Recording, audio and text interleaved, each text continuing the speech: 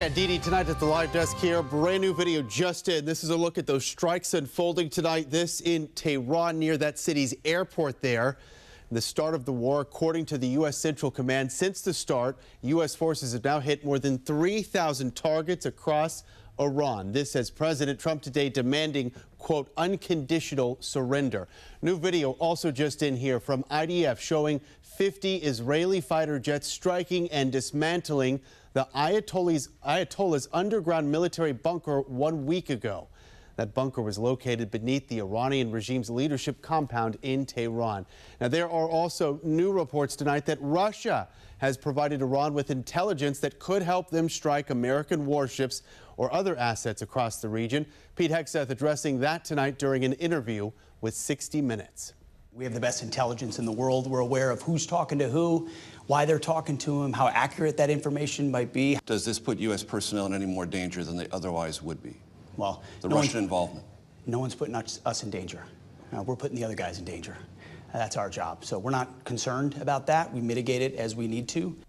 And since the start of the war 1 week ago, the State Department now reporting nearly 24,000 Americans have now safely made it back to the U.S. from the Middle East, about half of those receiving direct assistance through the State Department. They are running a task force right now working 24/7 to bring Americans home. And a week since Operation Epic Fury began, let's take a look at the major targets in Iran that the U.S. and Israel have taken out. 25 to 30 Navy vessels have been damaged or destroyed, along with Iranian naval facilities. This has weakened Iran's ability to deploy ships into the Strait of Hormuz and the Gulf. Multiple radar and ground-based defense systems have been hit across western and southern Iran, allowing Israel and the U.S. to operate far more freely in Iranian airspace. Several missile bases and launch sites have been hit, reducing Iran's ability to conduct sustained missile attacks against Israel. Air Force bases have also been targeted, damaging several runways, hangars, drones, and aircraft, disrupting Iran's regional command structure and weapons flow. And lastly, drone factories and storage sites have been hit, limiting Iran's ability to launch long-range drone strikes. A new report suggests it was the U.S. that launched the strike that hit a girls' elementary school in southern Iran at the end of February that killed at least 175 people, many of them children. Neither the U.S. nor Israel have taken responsibility for the strike, the deadliest known single attack so far in the conflict. But a New York Times analysis suggests it was likely a U.S. precision strike that happened at the same time as an attack on an adjacent naval base operated by the IRGC. The Pentagon says the incident is under investigation. The Trump administration's decision to strike Iran is dividing lawmakers on Capitol Hill. Virginia Representative Rob Wittman, a House Armed Services Committee member, joining us to discuss. And obviously, Congressman, it's great to have you here on the National News Desk. Thank you for your time. You have been briefed by the Secretary of State, Secretary of War, other cabinet officials on this rapidly developing situation. What is your assessment thus far? Sure. My assessment is they made significant progress in degrading Iran's ability to perpetrate harm across the region. And their focus is to take out their conventional capability, that is their missile systems, their weapon systems that they can engage others. The other is taking away their capacity to produce nuclear weapons. They significantly degraded that, so they are actually a little bit ahead of schedule in doing the things that are in their initial objectives to take away the ability for Iran to not only threaten its neighbors, but to also expand what has been seen in the region as an incredibly aggressive growth of their military, and again, for the purposes of destabilizing the region. And a lot of questions about the U.S.'s involvement, obviously, and from a defense standpoint, a weaponry standpoint. Are you concerned about a prolonged conflict in the region? Well, listen, I think the objectives of this military operation are going to be about, achieving these objectives quickly. They're ahead of schedule to be able to do that. I think the president, the Secretary of Defense, and others are very focused on achieving those objectives and not having this turn into a long-range conflict.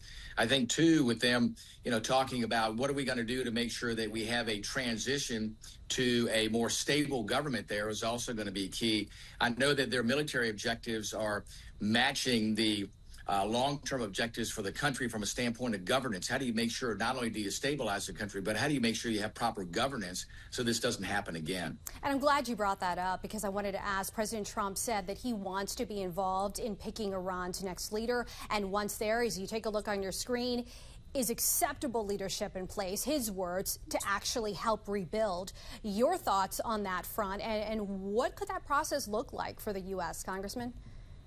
Sure. Well, listen, I think it needs to be determined by the Iranian people. I mean, they've been oppressed now for 47 years under this Islamic regime there in Iran, this theocracy that's been run by clerics.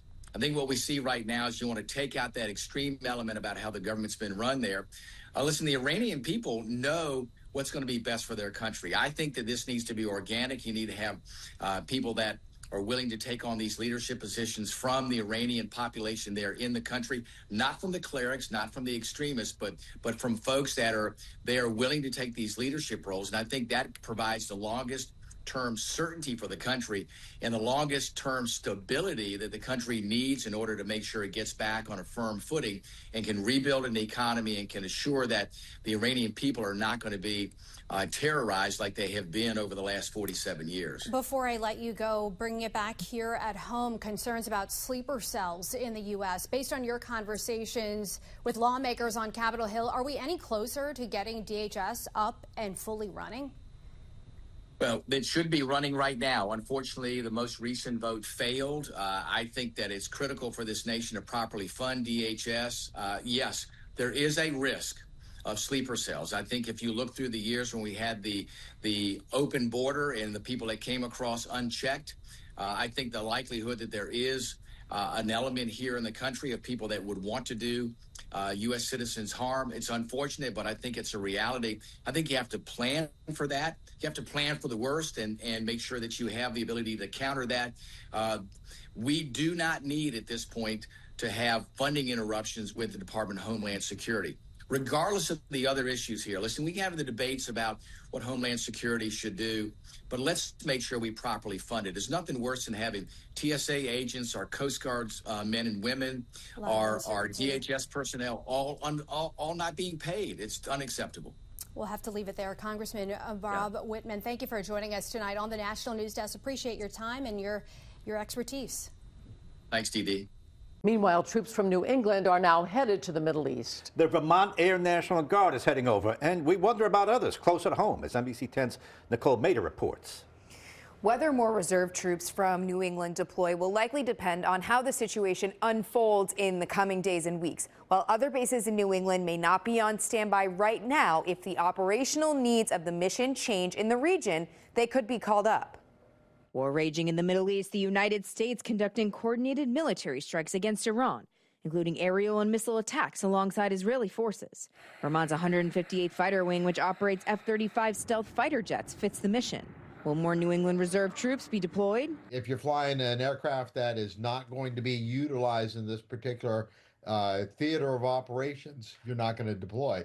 If you are operating weapon platforms that are being used in this theater, then you might be deployed. Ken Gray from the University of New Haven says reserve bases across New England are watching the situation carefully. Sure that is going through the mind of all the military members and their family members too. Southern New England has 3 military installations. Quonset Point in Rhode Island, home to the 143rd Airlift Wing, which flies C-130 cargo aircrafts that transport troops and supplies. Westover Air Reserve Base in Massachusetts operates C-5 heavy airlifters capable of moving large amounts of equipment overseas. And Joint Base Cape Cod, which primarily serves as a training and mobilization site. They're not on standby right now, but if the situation in the region changes... Whether they have to reach down to the National Guard level of New England here is yet to be seen. What would be the reason to send cargo planes over into the Middle East? Logistics, moving supplies into the area. As for boots on the ground in Iran, President Trump says he isn't ruling it out. Would those be National Guard reservesmen who are in the States, potentially people in New England who might be activated and then sent over into the region? Potentially, yes. It could be National Guard units. It could be regular Army units. Ken said that he isn't surprised that the Defense Department and the president haven't been more forthcoming with the war plan because they don't want to reveal their game plan to the enemy. In the studio, Nicole Mader, NBC 10 News.